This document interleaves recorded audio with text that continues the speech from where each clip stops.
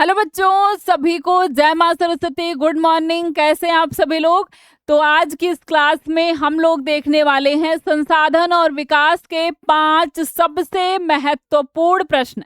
और इस चैप्टर को अगर आपने अभी तक नहीं पढ़ा है तो ये 5 क्वेश्चन आपको तैयार कर लेना है। और सबसे पहला काम है, कमेंट बॉक्स में कमेंट करिए कि आप प्रेजेंट हैं। प्रेजेंट दीदी, कमेंट बॉक्स में आपका कमेंट और साथ में होना चाहिए आपका टाइम, ताकि मुझे पता चल सके कि आप कितने बजे तक इस क्लास को देख रहे हैं। 5 बजे क्लास लाइव हो जाती ना, इसके बाद आप 5:30 बजे भी अगर देख रहे हो, 6 बजे भी देख रहे हो, तो मुझे कमेंट बॉक्स में जरूर कमेंट करके बताइएगा। जो बच्चे पहले उठते हैं उनसे बाद में उठे वाले बच्चों को इंस्पिरेशन मिलेगी और कमेंट करने की बजाय वो जल्दी उठेंगे।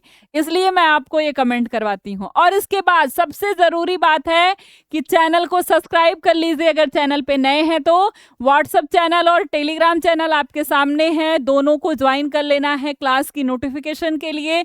और पीडीएफ चाहते हैं तो इस पीडीएफ के लिए भी व्हाट्सएप चैनल आपके सामने है, और साथ में है आपके पास क्लास 10 अल्फा इंस्टीट्यूट का ये टेलीग्राम चैनल। और यूट्यूब चैनल को भी सब्सक्राइब कर लेना है। डेली सुबह 5 बजे मैं आपको क्लास देती हूँ। और अगर अभी तक आप हमारे बैच से नहीं जुड़े हैं तो इस बैच से भी जुड़ जाइए, क्योंकि बिल्कुल 10th का ये निःशुल्क बैच है और यहाँ चैप्टर 1 से शुरुआत हो चुकी है। देर नहीं करना है। इसमें आपको लाइव क्लास मिलेगी, डाउट क्लास मिलेगी, पीडीएफ नोट्स मिलेंगे और इंपॉर्टेंट क्वेश्चन वो भी बिल्कुल फ्री, सारे सब्जेक्ट के। ठीक है। और क्लास कब से चलती है? 5 बजे शाम को चलती है। 5 PM पर जो है इंग्लिश की क्लास चलती है, और इसके बाद एसएसटी की चलती है। इसके बाद 6 PM पर आपकी चलती है, कौन सी क्लास चलती है? 6 PM पर आपकी चलती है साइंस की क्लास, और चलती है मैथ की क्लास जो कि सर पढ़ाते हैं। तो सभी लोग, एकदम निःशुल्क बैच है, जाइए इनरोल होइए। नहीं आ रहा है इनरोल करना तो प्ले स्टोर से alpha institute pro app download करिए, यहाँ जा करके रजिस्टर बटन पर क्लिक करिए, रजिस्टर करिए, अपना नाम जो भी है, आपका फ़ोन नंबर, आपका मेल सब हो करके आप रजिस्टर हो जाइए। इसके बाद कैटेगरी ऊपर आपको दिखेगी, कैटेगरी में जाइए, क्लास 9th और 10th करके सेव कर लीजिए। यहाँ आपको बैच दिखने लगेगा। पेड कोर्स में जाएंगे, आपको बिल्कुल बाई फॉर फ्री दिखेगा, और इस बाई फॉर फ्री को आपको ले लेना है और ज़बरदस्त तरीके से तैयारी में जुट जाना है। ठीक है ना? और अब हम बात करते हैं अपने इस चैप्टर के, जो कि संसाधन और विकास है, इसके 5 महत्वपूर्ण प्रश्नों के बारे में। है कि नहीं? तैयार कर लेंगे कि नहीं ये प्रश्न? कमेंट बॉक्स में बताइए। ठीक है, चलिए। तो यहाँ पर अजैविक संसाधनों में निम्न में से कौन शामिल है? भूमि है, मृदा है, जल है, या फिर सभी? अजैविक संसाधनों में निम्नलिखित में से कौन शामिल है? बताइए, कमेंट बॉक्स में आंसर दीजिए। भूमि, मृदा, जल या सभी? अजैविक संसाधन हम किसे कहते हैं? जिनमें जान नहीं होती है भैया। तो भूमि, मृदा और जल सभी कैसे हो जाएंगे? अजैविक संसाधन हो जाएंगे। जैसे जिनमें जो जीव होते हैं, जैसे पशु हो गए, वो क्या होते हैं? जैविक संसाधन होते हैं। अब जैसे पशु हो गया, पशु के चमड़े से हमने कोई वस्तु बना दी, चमड़े से क्या बन गई? वस्तु बन गई। जैसे जूता बन गया, तो ये क्या हो जाएगा? जैविक संसाधन हो जाएगा। पशु भी जैविक संसाधन हो जाएगा। ठीक है, जैविक हो जाएगा। चलिए, अच्छा, आगे बढ़ते हैं। अगला कह रहा है कि वह राज्य जिसमें शुद्ध बोए गए क्षेत्र की दृष्टि से सबसे अधिक प्रतिशत भूमि पर खेती होती है। पंजाब और हरियाणा में, उत्तर प्रदेश और बिहार में, बंगाल और छत्तीसगढ़ में, गुजरात और तमिलनाडु में। बताइए क्या हो जाएगा? वह राज्य बताना है जिसमें शुद्ध बोए गए क्षेत्र की दृष्टि से सबसे अधिक प्रतिशत भूमि पर खेती होती है। क्या हो जाएगा? कहाँ पर सबसे अधिक प्रतिशत भूमि पर खेती होती है? पंजाब या हरियाणा में, उत्तर प्रदेश और बिहार में, बंगाल, छत्तीसगढ़, गुजरात और तमिलनाडु। तो सबसे ज्यादा जो है भूमि पर खेती होती है वो होती है यहाँ पर पंजाब और हरियाणा में। उसके बाद बाकी सारे राज्यों का नंबर आता है। ठीक है ना? याद रहेगा ना? चलिए, सतत पोषणीय विकास हम किसे कहते हैं? सतत का मतलब क्या होता है? लगातार। सतत का मतलब क्या होता है? लगातार। और पोषणीय मतलब पोषण प्राप्त करना। ठीक है, ठीक है, तो सतत विकास होते रहने को कहते हैं। विकास तो हो लेकिन पर्यावरण का किसी भी प्रकार का नुकसान ना हो, विकास में किसी तरह की बाधा उत्पन्न ना हो, कई वर्षों से होने वाला विकास क्या होता है? सतत पोषणीय विकास क्या होता है? तो सतत पोषणीय विकास का अर्थ होता है कि विकास तो हो लेकिन पर्यावरण को किसी भी प्रकार की हानि ना हो। ठीक है, क्या हो? विकास तो हो लेकिन पर्यावरण को किसी भी प्रकार की हानि ना हो, उसे हम क्या कहते हैं? सतत पोषणीय विकास। या फिर दूसरे शब्दों में यहाँ पर दे सकता है कि अपने भविष्य की पीढ़ियों को ध्यान में रखते हुए, ठीक है, विकास करना, यानी कि भविष्य की पीढ़ियों को ध्यान में रखते हैं कि उन्हें भी इन वस्तुओं का उपयोग करना है। आने वाले जो हमारी अगली पीढ़ियां हैं, हमारे जो बच्चे हैं, उनको भी क्या करना है? जल का, मृदा का और भी वनस्पतियों का, जितनी भी प्राकृतिक चीजें हैं जो कि प्रकृति ने हमें दी है, उन सबका उपयोग वो भी करेंगे, क्योंकि जल के बिना उनका भी जीवन नहीं होगा। ठीक है, तो इसलिए हमें इसका प्रयोग क्या करना चाहिए? कम करना चाहिए। तो पानी को वेस्ट करना बंद कर दीजिए। ठीक है, और अब हम पढ़ते हैं सब्जेक्टिव क्वेश्चन, जो कि हम पढ़ेंगे काली मिट्टी के बारे में। ठीक है, क्या पढ़ेंगे? काली मिट्टी। काली मिट्टी हम किसे कहते हैं और इसकी विशेषता क्या होती है? आपसे ये प्रश्न पूछ ले, क्या पूछेगा कि काली मिट्टी क्या है या हम किसे कहते हैं और इसकी विशेषताएं लिखिए। ये प्रश्न बहुत इंपॉर्टेंट है, आप देख सकते हैं प्रीवियस ईयर में बहुत बार पूछा है।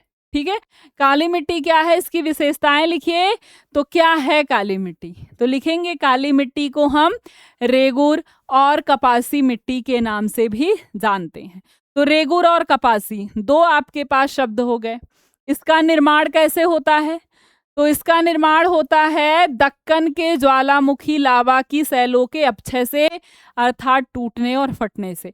यानी दक्कन के पठार की तरफ जब आप जाते हैं एमपी में, या फिर जब आप आते हैं महाराष्ट्र में, राजस्थान और गुजरात की तरफ, तो आपको क्या मिलते हैं? ये जो ज्वालामुखी होती हैं, इसी तरीके की होती ना। अब ये ज्वालामुखी जो है बीच से फट जाती हैं और फट के ऐसे ऐसे जो है पानी की तरह निकलती हैं। जैसे आप मक्के के दाने से समझ सकते हैं, मक्का का दाना कैसे होता है? उसके अंदर भी जल होता है, बिल्कुल। ठीक है, और उसके अंदर भी जो जल होता है वो फटता है, और वैसे ही लावा भी फटता है, ज्वालामुखी भी फटता है। ठीक है, ठीक है, मैं आपको दिखा दूं।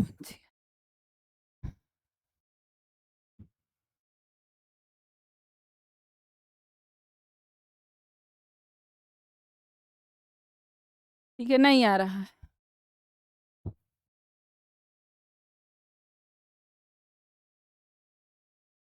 चलिए, जैसे आप इमेजिन कर सकते हैं मक्का का दाना जैसे फटता है, वैसे ही बिल्कुल लावा भी फटता है, और ये लिक्विड फॉर्म में होता है, और जब बाहर जाता है तो कठोर रूप ले लेता है। क्या ले लेता है? कठोर रूप ले लेता है, और उसी को हम क्या कहते हैं? और जब बाहर कठोर रूप हो जाता है तो मिट्टी का रूप ले लेता है। ठीक है, तो उसी के टूटने फटने से, सैलों के, लावा सैलों के टूटने फटने से अब ये पहाड़ बन जाता है, सैल बन जाता है। अब यही सैल जब टूटेगी तो वो किस रूप में आएगी? मिट्टी के रूप में आएगी। ठीक है, गहरा काला और धूसर काला इसका जो है रंग होता है। ठीक है, इसका प्रमुख क्षेत्र क्या है? महाराष्ट्र है, ठीक है, गुजरात है आपका, इसके बाद जो है मध्य प्रदेश है, इसके बाद आपका कर्नाटक है, इसके बाद तेलंगाना है और आंध्र प्रदेश है। ठीक है, ये सारे इसके मुख्य क्षेत्र हैं। यानी कौन कौन से राज्य में काली मिट्टी होती है? तो क्या बताएंगे? महाराष्ट्र, इसके बाद राजस्थान हो गया, आंध्र प्रदेश हो गया, तेलंगाना हो गया, कर्नाटक हो गया। ठीक है, यहाँ पर एमपी हो गया, मध्य प्रदेश। ठीक है, यहाँ पर क्या होता है? काली मिट्टी पाई जाती है, क्योंकि यहाँ पर ज्वालामुखी का विस्फोट हमें देखने के लिए मिलता है, और दक्कन के जो पठार हैं उनसे जो ज्वालामुखी फटती है, वही ज्वालामुखी कठोर शैलों का रूप ले लेती है, और जब शैलें टूटती हैं तो मिट्टी में परिवर्तित हो जाती हैं। ठीक है, अब अच्छा बताएं, काली मिट्टी की विशेषताएं क्या क्या हैं? ये नमी धारण करने की क्षमता रखती है, यानी कि अत्यधिक एक बार जब हम इसमें पानी भर देते हैं तो लंबे समय तक ये पानी को अपने अंदर रखे रहती है, ठीक है, यानी लंबे समय तक पानी रोक करके अपने अंदर क्या करती है, रखती है ये मिट्टी, ठीक है। खनिज से भरपूर होती है, इसमें आपको चूना मिलता है, लोहा मिलता है, मैग्नीशियम और पोटास प्रचुर मात्रा में मिलते हैं। चूना, लोहा, मैग्नीशियम और पोटाश, ठीक है। बनावट कैसी होती है, बहुत महीन होती है, गहरी और चिकनी होती है, यानी गहरे रंग की, गहरे काले रंग की होती है, एकदम महीन और चिकनी होती है। इसका अनोखा गुण क्या होता है कि गीली होने पर ये चिपचिपी होती है, आपको दिख रहा होगा गीली होने पर कैसी है, चिपचिपी है, और सूखने पर इसमें दरारें पड़ जाती हैं और यहाँ से वायु जाने लगती है। आप देख सकते हैं यहाँ से क्या जा रही है, वायु जा रही है, ठीक है, यहाँ से वायु जा रही है और जब ये सूखती हैं तो इसमें दरारें पड़ जाती हैं, ठीक। चलिए, तो ये हो गए हमारे पास काली मिट्टी, ठीक है। और किस फसल के लिए होती है, तो काली मिट्टी को आपने देखा ना, यहाँ पर हम इसे कपासी मृदा भी कहा जाता है, कपास मिट्टी भी। तो यहाँ पर कपास की खेती बहुत अच्छी होती है। सर्वोत्तम फसल कौन सी है, कपास है। इसके बाद मूंगफली हो गई, ज्वार हो गए, इसमें उगाए जाते हैं, ठीक है। और अन्य फसलों में क्या है, अरहर है, गेहूं है, ठीक है, ये अन्य फसलों में है। ज्वार है, तंबाकू, मूंगफली और तिलहन, ये सारी फसलें हैं। लेकिन मुख्य फसल इसकी कौन सी है, कपास, ये इसकी मुख्य फसल है। और कपास की खेती बहुत अच्छी होती है काली मिट्टी में, इसलिए इस मिट्टी को कपासी मृदा भी हम कहते हैं, ठीक है। काली मिट्टी समझ में आ गया। अब हम आते हैं अपनी अगली मिट्टी पर, जिसका नाम है जलोढ़ मिट्टी। जलोढ़ मिट्टी, ठीक है। अब इसकी विशेषताएं बताएंगे, जलोढ़ मिट्टी की विशेषताएं क्या हैं। और जलोढ़ मिट्टी का पहले तो आप जो है निर्माण देख लीजिए, यही तो इसका निर्माण है। जलोढ़ मिट्टी का निर्माण कैसे होता है, पूछेगा ना, क्या है या जलोढ़ मिट्टी हम किसे कहते हैं, ठीक है, इसका निर्माण कैसे होता है, ठीक है, तो बताइएगा। ये जो पहाड़ हैं, ठीक है, ये जो पहाड़ हैं, ठीक है, ये जो पहाड़ हैं, अब इस पहाड़ के छोटे छोटे टुकड़े होते हैं और ये टूट कर इस नदी के साथ ऐसे ऐसे गिरते हुए आते हैं, ठीक है। पहाड़ के छोटे छोटे टुकड़े क्या होते हैं, टूटते हैं पहाड़ के टुकड़े, और जब ऊपर से गिरते हैं तो और छोटे छोटे टुकड़ों में, यहाँ बड़ा हुआ और आएगा, नीचे छोटा और छोटा और छोटा, ऐसे होता जाता है।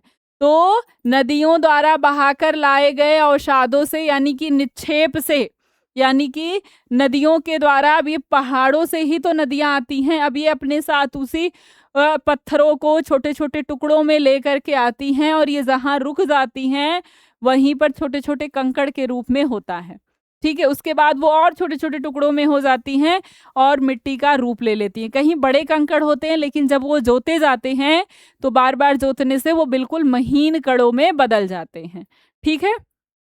इसका क्षेत्र क्या है, उत्तरी मैदानों और नदी की घाटियों में, नदियों के आसपास के जो क्षेत्र आपको मिलते हैं, चाहे वो गंगा हो, यमुना है, ठीक है, जो कि उत्तर में आपकी बहती हैं, यहाँ पर आपको जलोढ़ मिट्टी ज्यादा देखने के लिए पाई जाती है। अगर पूछा जाए कि सबसे उपजाऊ मिट्टी कौन सी है, तो हम क्या बताते हैं, जलोढ़ मिट्टी। सबसे उपजाऊ मिट्टी कौन सी है, जलोढ़ मिट्टी है। जलोढ़ मिट्टी सबसे उपजाऊ मिट्टी होती है, ठीक है। गुण क्या है इसके, अत्यंत उपजाऊ, सबसे उपजाऊ होती है। इसमें पोटास, चूना, फास्फोरस और अम्ल, ये सब पर्याप्त मात्रा में मिलते हैं। इसमें आपको मिलता है पोटास, चूना, फास्फोरस, अम्ल, ठीक है, फास्फोरिक अम्ल, ये सब इसमें आपको मिलता है। और उपयुक्त तो फसलें, इसमें कौन कौन सी फसलें मुख्य रूप से उगाई जाती हैं, तो मुख्य रूप से धान और गेहूं इसमें उगाया जाता है, ठीक है। गन्ना, जूट, चना और मटर। उत्तरी मैदानों में, यानी उत्तर भारत की तरफ आपको ये मिट्टी ज्यादा देखने के लिए मिलती है। यूपी हो गया, बिहार हो गया, यहाँ पर जलोढ़ मिट्टी आपको देखने के लिए मिलेगी, ठीक है। अब इसके क्षेत्र भी देगा। और अगर हम देखें तो काली मिट्टी की विशेषताएं हमने देख ही ली। दक्कन के पठार में लावा शैलों के अपक्षय से कहाँ पाई जाती हैं, क्या गुण होते हैं, कौन सी फसल ज्यादा उपयुक्त होती है, ये आपको पता चल गई। तो जलोढ़ मिट्टी के बारे में भी आपने जान लिया, ठीक है। अब दोनों का कंपैरिजन देख लेते हैं। तो निर्माण, नदियों के अवसाद से, निक्षेप से काली मिट्टी का निर्माण कैसे होता है? लावा सैलों के अपक्षय यानी कि उनके टूटने से होता है।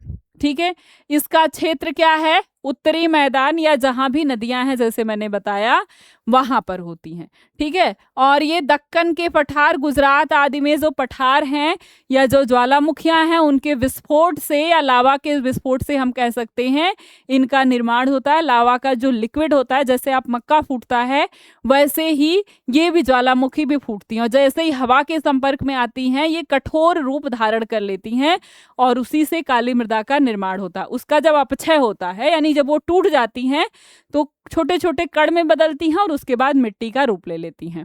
ठीक है, गुड़ क्या है? बहुत ज्यादा उपजाऊ। सबसे अधिक उपजाऊ मिट्टी कौन सी है? जलोढ़ मिट्टी है। ठीक है, खनिजों से भरपूर होती है, ये नमी धारण करने की क्षमता बहुत अधिक रखती है। उपयुक्त फसल इसमें धान, गेहूं और गन्ना है और इसमें आपको कपास मिल जाएगा, इसमें भी आपको गेहूं मिलेगा, मूंगफली मिलेगा, इसमें ज्वार मिलेगा, तंबाकू मिलेगा, सब कुछ मिलेगा। ठीक है, तो ये आपकी हो गई जलोढ़ मृदा और काली मृदा के बारे में। ठीक है, तो ये 5 क्वेश्चन आपके तैयार हो गए हैं। ठीक है, इन 5 क्वेश्चनों को तैयार कर लेना है और अभी तक क्लास ज्वाइन नहीं किए हो तो जाओ एक बार क्लास को देख लो, बिल्कुल निःशुल्क है, कोई पेमेंट नहीं है, अच्छे तरीके से एकदम आपको पढ़ाया जा रहा है 5 से 6 बजे, 5 बजे भी 6 बजे भी 2 घंटे की ज़बरदस्त क्लास है। यहाँ पर हर एक सब्जेक्ट आपको मिलेगा और यूट्यूब के लिए ज़रूर से ज़रूर इस PDF के लिए आपको जो है चैनल को सब्सक्राइब कर लेना है। और हाँ, सबसे ज़रूरी बात कि जो देख रहे हैं ना ज़रूर प्रेजेंट लिख करके जाएंगे, प्रेजेंट दीदी, और साथ में अपना टाइम। तो चलिए फिर से हम मिलते हैं अगली क्लास में कल 5 बजे। फिर से हम मिलेंगे नाउन इंग्लिश के टॉपिक के साथ जिसमें हम नाउन को पढ़ेंगे और नाउन के जो क्वेश्चन आपके आते हैं उनको हम करेंगे।